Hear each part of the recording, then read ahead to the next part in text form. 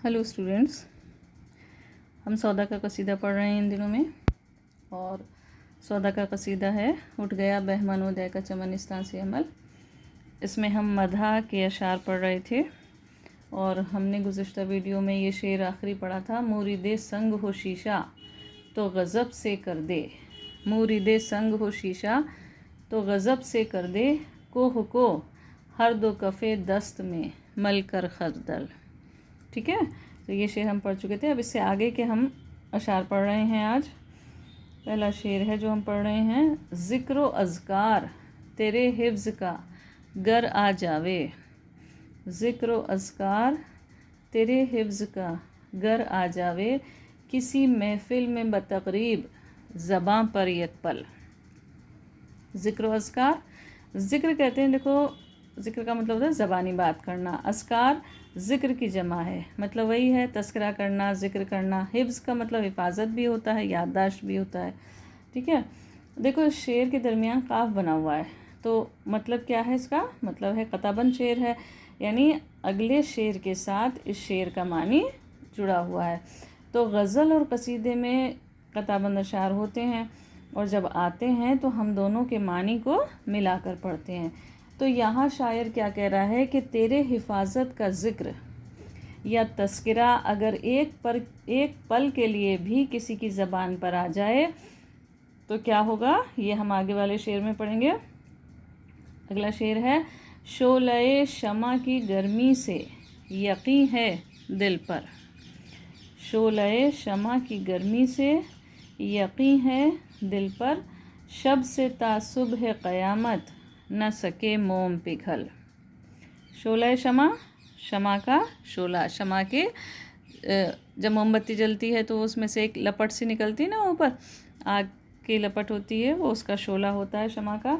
शब कहते हैं रात को, तेरी हिफाजत का अगर एक पल के लिए भी किसी इंसान की ज़बान पर महफ़िल में ज़िक्र आ जाए, ऊपर था ना ये ज़िक्र अस्कार तेरे हिफ्ज़ का गर आ जाए, यानी तेरे हिफाजत का, तेरी हिफाजत का अगर एक पल के लिए भी किसी इंसान की ज़बान पर महफ़िल में ज़िक्र आ जाए कि तू इस तरह हिफाजत करता है, ये तेरी हिफाजत का तरीक़ा है कि शमा के शोले या लपट से रात से लेकर क़यामत की सुबह तक, शब से तासुब है क़यामत, यानी रात से लेकर क़यामत की सुबह तक मोम भी पिघलेगा नहीं, न सके मोम पिघल, यानी मोम भी नहीं पिघलेगा, मोम को कोई नुकसान नहीं पहुंच सकता, क्योंकि ए अली आप इसी तरह सबकी हिफाजत करते हैं कि सिर्फ़ महफ़िल में आपकी हिफाजत का तज़किरा हो, यानी कोई सिर्फ़ ज़िक्र कर दे आके आप हिफाजत करते हैं,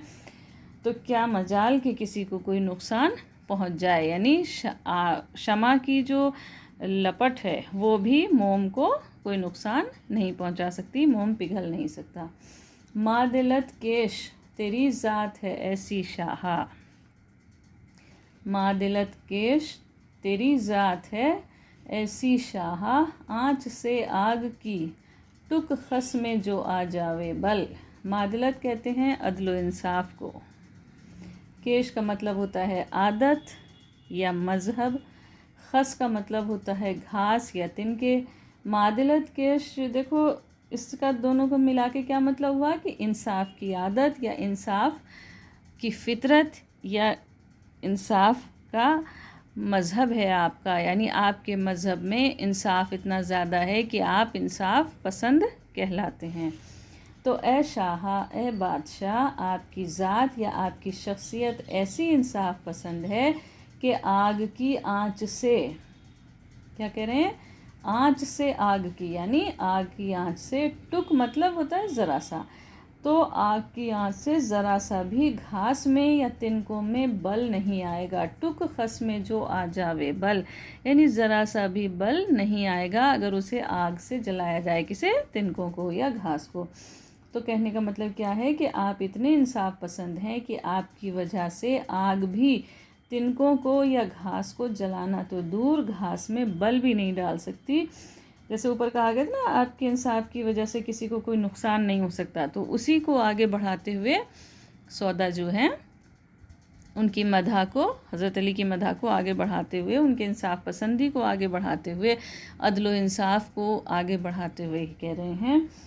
अगला शेर है, कुर्रे नार तुझ आतिश से गज़ब को जलकर, चश्मे लूली ये फलक के लिए होवे काजल। कुर्रा किसे कहते हैं? कुर्रा होता है गोला या गेंद, ज़मीन की सतह। नार का मतलब होता है आग। लूली, लूली कहते हैं देखो कूचागर्द फ़कीर, जो फिरने वाला होता है ना, चक्कर लगाने वाला। तो लूली ये फलक, फलक कहते हैं आसमान को। तो आसमान का चक्कर, आसमान पे चक्कर लगाने वाला कौन होगा? आसमान पे चक्कर लगाते कौन है? सितारे चक्कर लगाते हैं। तो यहाँ क्या मतलब है? सितारा।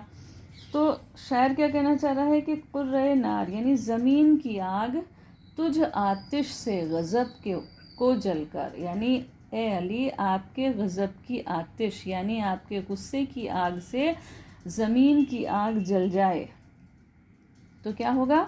चश्मे लूली ये फलक यानी आसमान के कूचागर्द या आसमान पर चक्कर लगाने वाले सितारे जो हैं, उस सितारे की आँख के लिए वो काजल बन जाएगी। आग, आग का जो धुआं होगा, आग से जो धुआं उठ रहा होगा या आग से जो कालिक उठ रही होगी, उससे क्या होगा? वो सितारे की आँख का काजल इतनी ज़्यादा होगी कि वो सितारे की आँख का काजल बन जाएगा।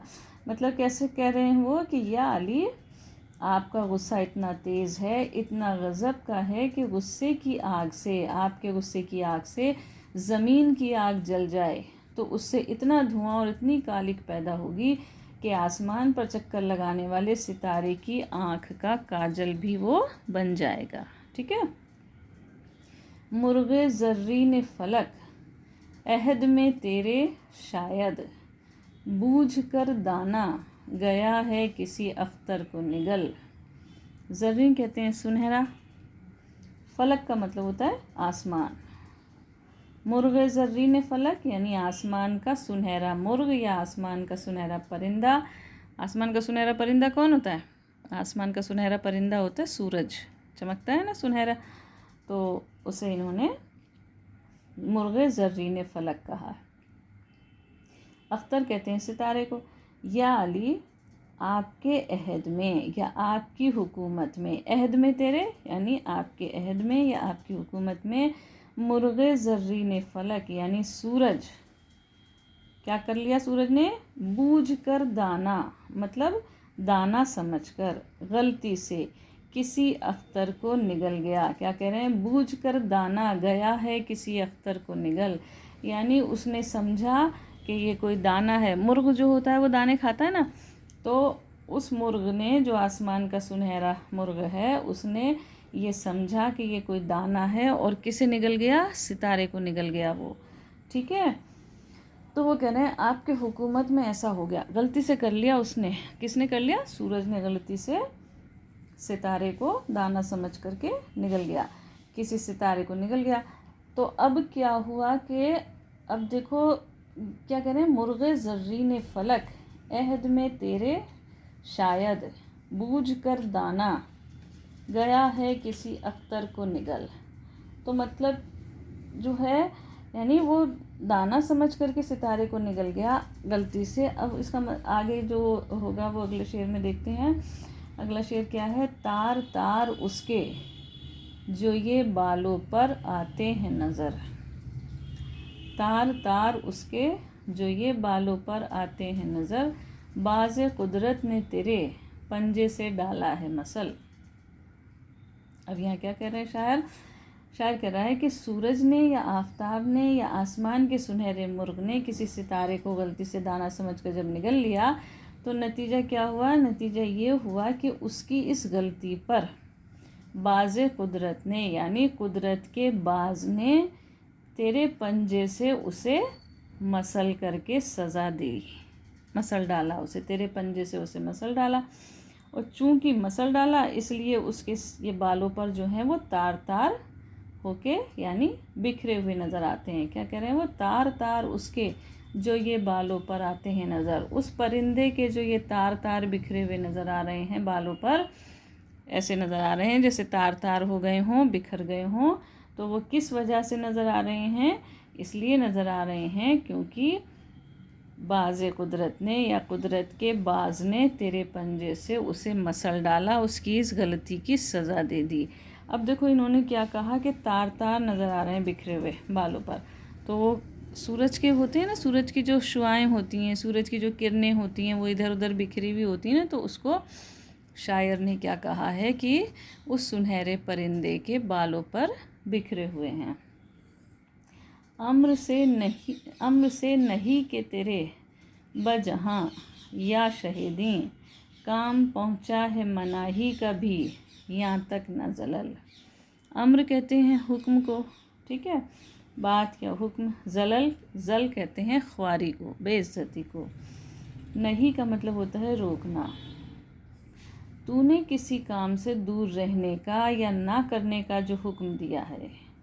अम्र से नहीं के तेरे बजहाँ या शहीदी या दीन के बादशाह, आपने किसी काम को या जिन बुराइयों को या जिन चीज़ों से आपने दूर रहने का हुक्म दिया कि ये मत करो, उस हुक्म से या दीन के बादशाह इतना जलील मनाही का काम भी नहीं हुआ। काम पहुंचा है मनाही का भी यहाँ तक न जलल। वो क्या कह रहे हैं कि उनसे क्या हुआ कि उस हुक्म से या दीन के बादशाह इतना जलील जो है वो मनाही का काम भी नहीं हुआ, जितना तेरे मना करने से कोई शय जलील हुई है, कोई शय जलील हुई। यानी वो मनाही का काम भी इतना जलील नहीं हुआ जितना कोई तेरे मना करने से कोई शय जलील हुई है। ठीक है, आगे क्या कह रहे हैं कि हया से बचमन गुंचा सर अपना, क्या दख्ल निस्बते शक्ल सुराही से उठावे यकपल।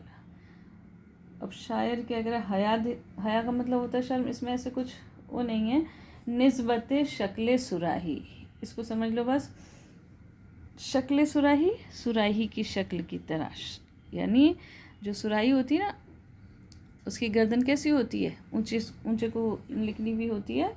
तो कह रहे हैं कि सुराही की शक्ल की तरह बाग में। अब शायर का मतलब क्या कह रहा है कि हया से बचमन ऊंचा सर अपना, बाग में कली भी अपने सर को शर्म से नहीं उठा सकती।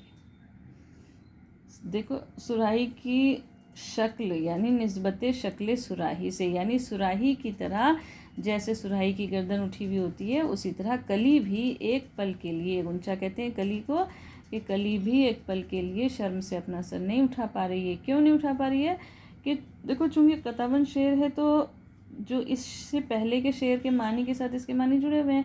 तो पिछले शेर में हमने देखा था कि शायर कह रहा है कि या अली, आपने जिन कामों को करने से मना कर दिया या रोक दिया, उस बात का या आपके उस हुक्म का इतना असर हुआ कि गुंचा या कली भी शर्म से अपना सर नहीं उठा पा रही। एक पल के लिए भी, उठावे यक पल यानी एक पल के लिए भी वो कली जो है वो शर्म से अपना सर नहीं उठा पा रही है। ठीक है, आज हम इतना ही पढ़ेंगे और अगले वीडियो में हम इसे कंटिन्यू करेंगे। उम्मीद है समझ में आ रहा होगा। Thank you.